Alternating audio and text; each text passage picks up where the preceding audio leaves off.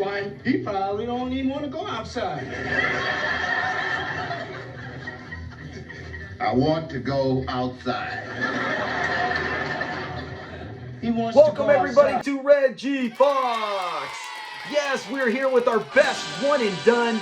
Round 4. Man, we are getting so close to the championship. Round 3 last week. Unfortunately, the one I really wish would have won was Cousin Emma. Did not win, but you can't be upset because 3 Degrees went on to win, and well-deserved for our ladies edition. Now, in this one, we got another hysterical female. We had to leave one off of this tournament, and we'll get to why, because the two guys are similar. But let's start right away, and that is Betty Harriston. Yes. Well, if the mountain won't come to Muhammad, then Muhammad will come to the mountain.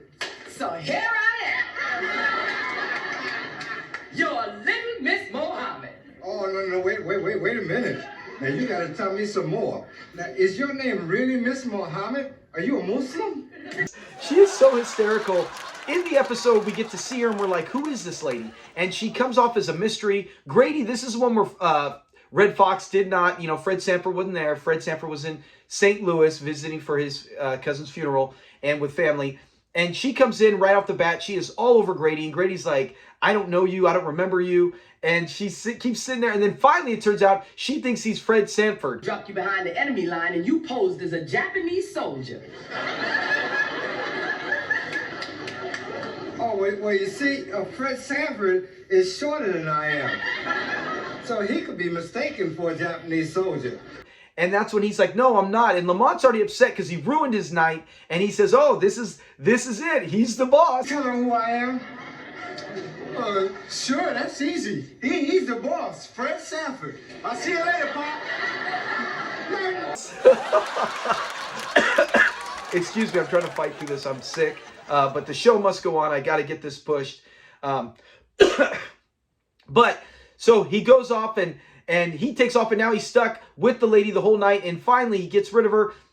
Everything from her deep voice. She's got such a deep, powerful voice. I remember thinking to myself, Brillo never ever felt so good. She's got a smile that lights up the room. I love her big smile. Sound like the Fred I knew that night. No.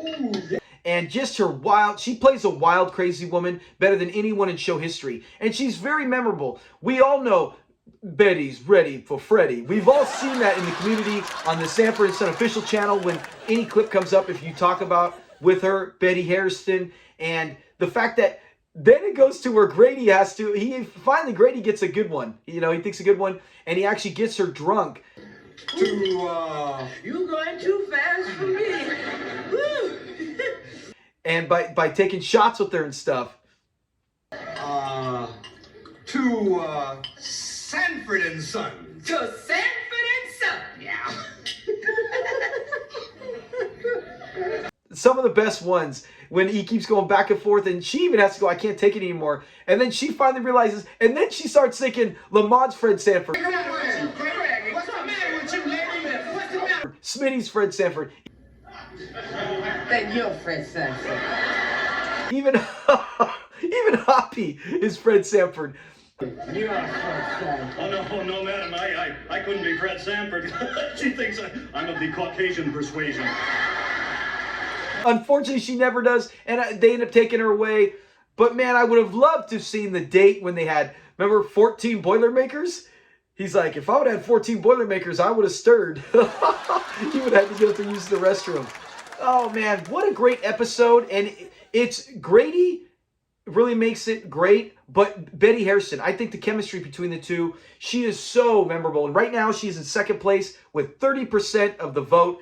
So we will see if she can pull up the upset. She's got all the way till Tuesday next week. Tuesday, like at night. So it closes 7 days later. So we'll see. Coming in, but Betty Harriston. Will the real Fred Sanford do something? That was the episode. Let's get to our next one, and that is Freddie. Carol Rhodes.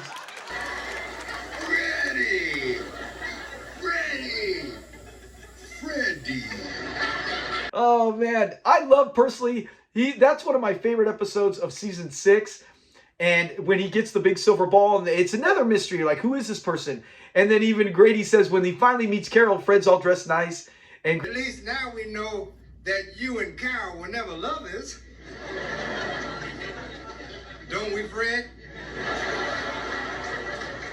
Grady's all, at least we know you and Carol will never lovers, right, Fred? But Carol comes in, and he is so funny. He's got a distinguished voice, a very distinct voice. 40 years ago. 40 years ago, huh? Didn't he even tell you about us? No, it must have slipped his mind. Believe me when I tell you he was one classic guy, and he still is. To where you're like, man, as soon as you hear it, you recognize it. If he was in any other episode, instantly I would say, hey, there's Carol Rhodes. Hey, there's Carol Rhodes. But we find out through the episode who he is, his backstory, that he actually, Fred helped him rob a bank. Eh? Are you crazy? You'll never get away with it. I might if you help me. Forget it. And then we get to go see the classics where he's back there in time. And I don't know, was that the 40s, the 50s? I can't remember what era. But he played pool with Fred, and Fred used to beat him all the time, his little pigeon, Carol Rhodes. And he ends up robbing the bank, and he can't write very well. Major. This is a stinker. Put all the money in this brown paper bug. One false move, and I'll short your herd off. And Fred's got so Fred unintentionally assists him.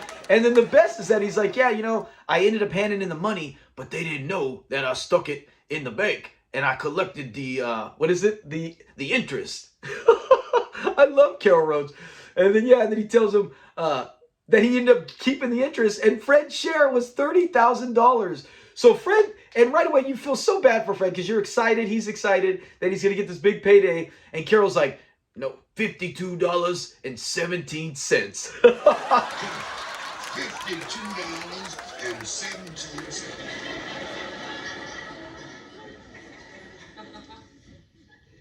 $52.17 out of $30,000. And Fred's like, $52. So great episode. But just like all these one and done, man, honestly, that's why this show is so great. There are so many one and done characters that are memorable, and Carol Rhodes is one of them. But Rhodes, he's had some through that with him and Fred. The back and forth is really good. So vote right now. He's at 13%. We'll see if he jumps up. I didn't think he would win this one, but I thought he would get maybe 15 to 20%, a little bit more, because he is a very popular character. Now let's get to the guy who's winning. Jojo Jackson, Jawbreaker Jojo Jackson, the Central Avenue Sledgehammer. No other character in Sanford and Son history has had as many nicknames as Jojo Jackson. Jojo Jackson. Did you say Jojo Jackson? That's right. The Jawbreaker Jojo Jackson? That's it. The Central Avenue Sledgehammer? We still talking about the same dude. Oh, goodness, we better call the police. At least streetwise. Man, when I hear, everybody says that too on there. Now, Arms Crowder got left off.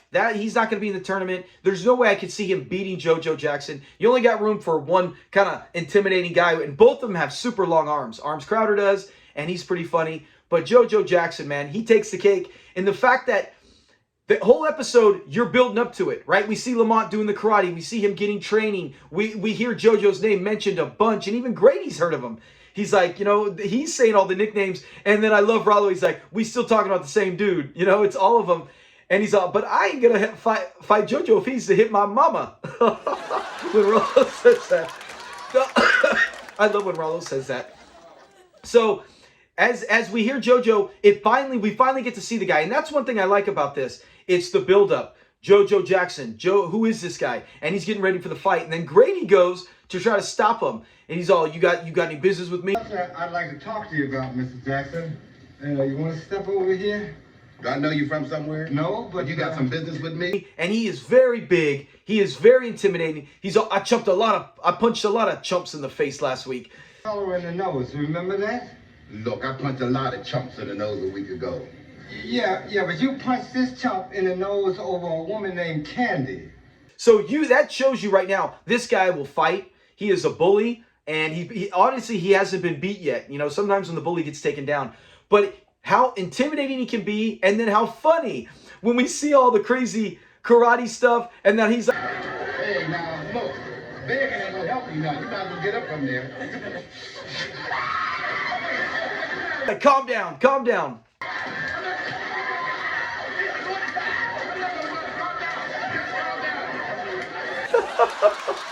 And then how he sits there and tells Grady when they're talking afterwards, he's like, hey, I thought the fool was going to die right there. And Grady's all, me too. That fool is crazy. You took the words right out of my mouth. I thought he was going to die any minute. Yeah, so did I.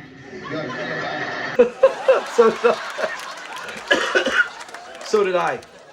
Oh my goodness. It's a very memorable character that makes for a great episode. You don't have that episode without JoJo, right? You need him in that. As opposed to other memorable characters we've had, I've talked about how you can take them out. You can't take out JoJo.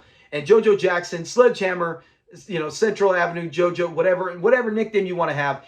He is winning right now 49. I think he actually jumped up to 50%. As expected, fans love JoJo. And like I said, he is big and intimidating, yet he gets laughs too. He does a lot of both. I think he's a great, memorable character. And I can't wait to see how he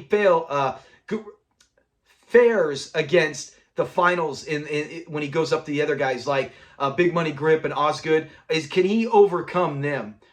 He can't intimidate us for the voting, so that's the only thing is not in his favor. But Jojo Jackson easily, other than probably George Foreman and Esther, probably the scariest character in Sanford and Son history. So that is it with him. And now let's get to the final one, Miss Wallace / Alex Hacker. Well, what do you want? And if I ain't got it, I'll get it. And he is at 8%. So we'll see if Alex Hacker jumps up. Maybe he could get to 10%. In that one, we get to meet. And right away, it's funny. Mrs. Wallace disguise maybe because Fred and one of our commenters, was it Clyde? Somebody mentioned maybe Fred needed his glasses. Because right off first bat, Miss Wallace's disguise needs to get worked with. Both my kids just watched it with me the other day. And they were like, they could tell right away it was the guy. So Fred's falling for it. So was Bubba. Hey, Bubba. Yeah. Did you see her gorgeous lips? Yeah. Her luscious hips? Uh-huh. And that fantastic body? Yeah, calm down, Fred. Calm down. But comes in, charms the pants off Fred, and Fred's really excited. And then he... My name's Bubba Bexley. Hi, I'm Miss Wallace. You don't miss by much. wants to pursue. Remember, he's going to go over there, and Lamont's like, hey, what about Donna? He said, don't worry about it. I'll deal with Donna later. Right now, he really wants Alex Hacker and how excited he is for Miss Wallace. And Bubba's like, calm down, Fred, calm down. Trying to relax him. But Miss Wallace, Alex Hacker, goes in there, has the disguise, wants to rent a room at Sanford Arms. When they get there, he and Fred have great, not chemistry. He and Fred have great interaction about trying to rent the room. And then Fred coming over there. And finally, Fred finds out Alex Hacker, Miss Wallace is really Alex Hacker. The police are doing a stakeout. That's the name of the episode, the stakeout. And then... Before we do business, Hacker. See, you can drop all that old Miss Wallace jazz, but I know who you are. You Alex Hacker. Yeah. Fred's pissed. And he even goes over there and you get to see Hacker with his wig off and how serious he is. He's got the cigar. He's night and day. Two different characters. The only character in Sanford and Son history that has a male and female name. No other character in show history has a male and female name. So there is some first with Alex Hacker, a.k.a. Miss Wallace. But very memorable character. Good episode. I think that might be what hurts Alex Hacker from getting anything over a winning chance at this one is the fact that pretty funny, you know, when he's sitting there and he's talking and then Fred comes to the door, he's like, and he's on the phone, he's like, I gotta go. Well, is something burning in here? That must have been my hair dryer. I just washed my hair. With what, White Owl? He's right. Some old pervert, you know, coming to try to hit on him. And he's got to do the old gag. So he gets a few jokes here and there, including trying to get the room to rent when they want to say Columbus, 1492. But in the end, I think that's what hurts is the episode is not as classic as Lamont Does Karate. That is a must watch for all Sanford and Son fans. We all love that episode. We just did that in our live show the other day. Summer requested it, and we did it and watched it together. Oh my gosh, we were busted up like crazy. And as well as Betty Harriston. That's another one where the episode is so good with a real friend. And it's ironic they're both Grady episodes. That's why, man, that's how good Grady did at holding down the fort for Fred Sanford when he was gone. So that's it. Those are the 4 contenders in this one. Let me know in the comments, what do you think? Who do you think's going to win? You got, right now, 8%, could be 10, Miss Wallace, Alex Hacker, 13% Carol Rhodes, 30% Betty Harriston, and 49% Jojo Jackson. I got to think JoJo's going to win this one. This has been one of the closest, though. The fact that Betty Harriston was up there for a little while, 30%, might have come down to 29. Still pretty close. This has been the closest battle that we've seen of any of the rounds right now. So, but like I said, thanks for participating. Thanks for watching, guys. Please, if you haven't already, like 80% are watching and participating. They're not subscribing. Subscribe to the channel. Be sure to like. And we're getting so close to the end of this tournament, man. This has been a lot of fun as we try to crown the best one-and-done character in Sanford and Son history.